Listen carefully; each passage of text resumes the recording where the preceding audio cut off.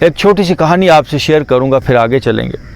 ایک صاحب کہیں جا رہے تھے تو کیا دیکھتے ہیں کہ کتنا بڑا کدو ایک بیل پہ لگا ہے، اور وہ بیل کسی درخت پہ چڑھی ہوئی ہے اور وہ کدو لٹک رہا ہے۔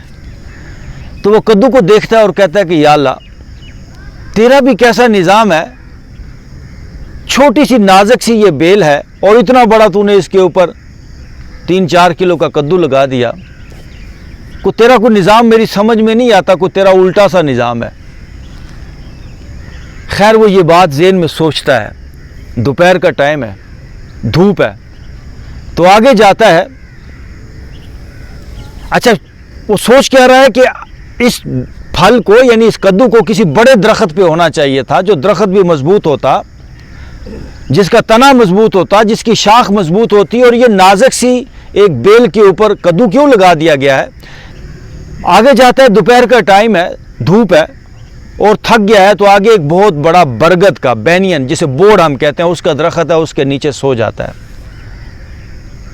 تو اوپر سے ایک وہ گول ہوتی ہے نا، اس کو ہم جو بوڑ کے درخت کا پھل ہوتا ہے اس کو ہم گول کہتے ہیں۔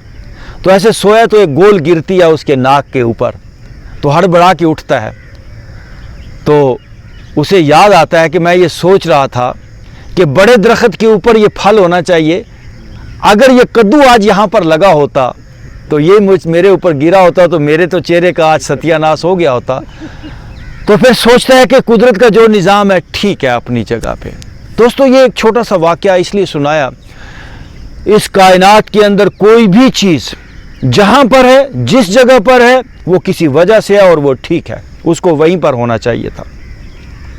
مجھے ایک نانک کا شعر یاد آتا ہے، یہ آپ کے اس خطے کا درویش ہے۔ وہ کیا کہتا ہے، اور اس کو آج پلے باندھیے گا۔ وہ کہتا ہے، چنتا تاکی کیجئے جو انہونی ہوئے، کہ اس کام کے بارے میں پریشان ہوا جائے جو انہونا کام ہو کوئی۔ وہ کہتا ہے اس کائنات میں انہونا کچھ ہوتا ہی نہیں۔ کوئی بیمار ہے تو ضرور اس کے پیچھے کوئی ریزن ہے، کوئی پریشان ہے تو اس کے پیچھے کوئی ریزن ہے۔ چنتا تاکی کیجئے جو انہونی ہوئے، اے مارگ سنسار کو نانک تھر نہیں کوئے۔ اور پھر اگلی جو بات ہے وہ بڑی عام ہے، کہتا ہے اس کائنات کے اندر انہونا کام تو کچھ ہوتا ہی نہیں، لیکن جو کچھ بھی ہوتا ہے وہ پرماننٹ نہیں ہے، وہ بدل ہی جاتا ہے۔ تو آپ کی لائف میں اگر کچھ ہو رہا ہے، پریشانی آ گئی، بیماری آ گئی، تو ڈونٹ وری، چنتا نہ کریں، کیونکہ جیسا بیج ویسا پھل، کاز اینڈ ایفیکٹ کی بات ہے یہ۔ ایسا ہو ہی نہیں سکتا کہ آپ نے میٹھے بیج بوئے ہوں اور کڑوے پھل آ جائیں، ایسا آج تک نہیں ہوا۔ میٹھے بیجوں کے میٹھے ہی پھل آتے ہیں اور کڑوے بیجوں کے کڑوے ہی پھل آتے ہیں۔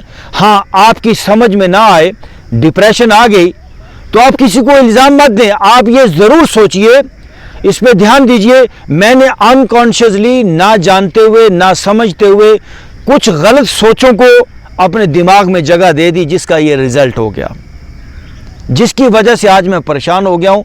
تو پریشان نہ ہو، کیا کریں، اس بات کو فوراً دھیان میں لے کر آئیں، اس کے پیچھے کچھ وجہ ہے اور وجہ میری وجہ سے ہے، میں اس کی وجہ ہوں، میری غلط سوچوں کی وجہ سے یہ پریشانی آ گئی۔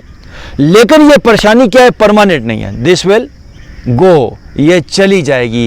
اے مارگ سنسار کو نانک تھر نہیں کوئے، کچھ بھی اس کائنات کے اندر پرماننٹ نہیں ہے، تو بیماری کہاں پرماننٹ ہوگی؟ سدا نہ باغی بلبل بولے، سدا نہ باغ بہاراں، سدا نہ حسن جوانی ماپے، سدا نہ صحبت یارا، ہر چیز بدلتی ہے، each and every thing is changing. تو آپ اپنی پریشانی کو لے کر کیوں بیٹھ گئے ہیں؟ یہ پریشانی بھی بدل جائے گی، یہ دکھ بھی چلا جائے گا، یہ بیماری بھی چلی جائے گی۔